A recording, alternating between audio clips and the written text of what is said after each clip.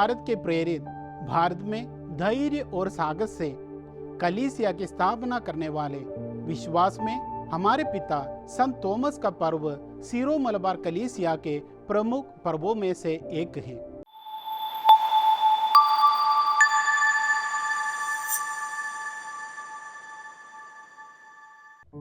चारों सुसमाचारक हमें संत थॉमस के बारे में महत्वपूर्ण घटनाओं को बताते हैं। संत थॉमस प्रभु ईसा के 12 उन वीर सिपाहियों में से थे जिन्हें प्रभु ने खुद चुना था और उनके विश्वास की घोषणा मेरे प्रभु मेरे ईश्वर सीरो मलबार कलीसिया का आधार स्तंभ है। एक ऐसे संत, एक ऐसे प्रेरित जिन्होंने प्रभु की आज्ञा संसार के कोने कोने में जाकर सुसमाचार सुनावों को आत्मसात किया और समुद्रों को पार करते हुए भारत के प्रेरित बने। एक ऐसी जगह में वचन बोया जिसके रीति रिवाज, बोली, भाषा, मौसम, खान पान सब कुछ भिन्न थे। वे एक ऐसे मिशन पर आए जिनका अंजाम उन्हें नहीं पता था, पर उन्हें यह निश्चय पता था कि ईसा के पवित्र नाम को दिलों में बोना है। संत थॉमस के बारे में हम सुसमाचारों में पढ़ते हैं। कुछ महत्वपूर्ण घटनाओं में उनका भी उल्लेख है।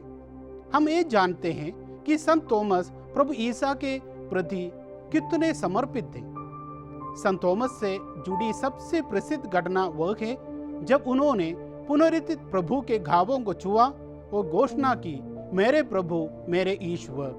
प्राचीन परंपराओं के अनुसार संत थॉमस ने सबसे पहले सीरिया और पर्शिया में सुसमाचार प्रचार किया।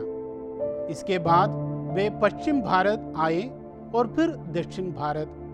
दक्षिण भारत में वे सबसे पहले केरल आए।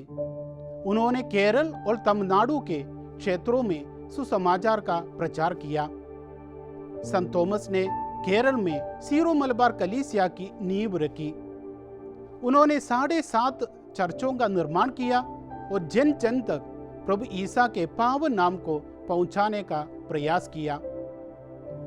उनके विषय में अनेक कहानियां प्रचलित हैं। अप्रमाणिक ग्रंथ थॉमस चरित्र के अनुसार उन्हें गुंडफरस राजा के राज दरबार बुलाया गया। एक कुशल बढ़ाई होने के कारण संत थॉमस को राजा ने महल बनाने का काम सौंपा, पर जो धन उनको महल बनाने को दिया गया था उसे उन्होंने गरीबों में बांट दिया। इससे राजा बहुत क्रोधित हुआ और संत थॉमस से उनके ऐसा करने का कारण पूछा। प्रेरित ने वही उत्तर दिया जो प्रभु से उन्होंने सीखा था, अर्थात पृथ्वी पर अपनी पूंजी गरीबों की सहायता के लिए देने वाले के लिए स्वर्ग में पूंजी रखी रहेगी। राजा ने संत थॉमस को कारागार में डाल दिया। कहते हैं कि राजा के भाई ने मृत्यु के बाद स्वर्ग में एक भव्य महल देखा और राजा को स्वप्न में यह बताया, जिसके बाद राजा ने संत थॉमस को मुक्त कर दिया। उनके द्वारा सुसमाचार सुनकर अनेक लोग, जिनमें बड़ी संख्या में ब्राह्मण भी थे, प्रभु ईसा में विश्वास करने लगे। कहते हैं संत थॉमस 72 ईस्वी में शहीद हुए। उनकी मृत्यु के बारे में अनेक बातें प्रचलित हैं। कुछ लोगों के अनुसार संत थॉमस के सुसमाचार प्रचार के कारण अनेक लोगों के क्रिस्तीय धर्म अपनाने से चिंतित होकर राजा ने पुरोहित को संत थॉमस को मारने का आदेश दिया। एक प्रचलित लोक गाथा के अनुसार अनेक ब्राह्मणों के क्रिस्तीय धर्म अपनाने के कारण कुछ ब्राह्मणों ने ही उनको मार दिया। संत थॉमस मैलापुर के निकट शहीद हुए थे। संत थॉमस के शरीर को मैलापुर लाया गया।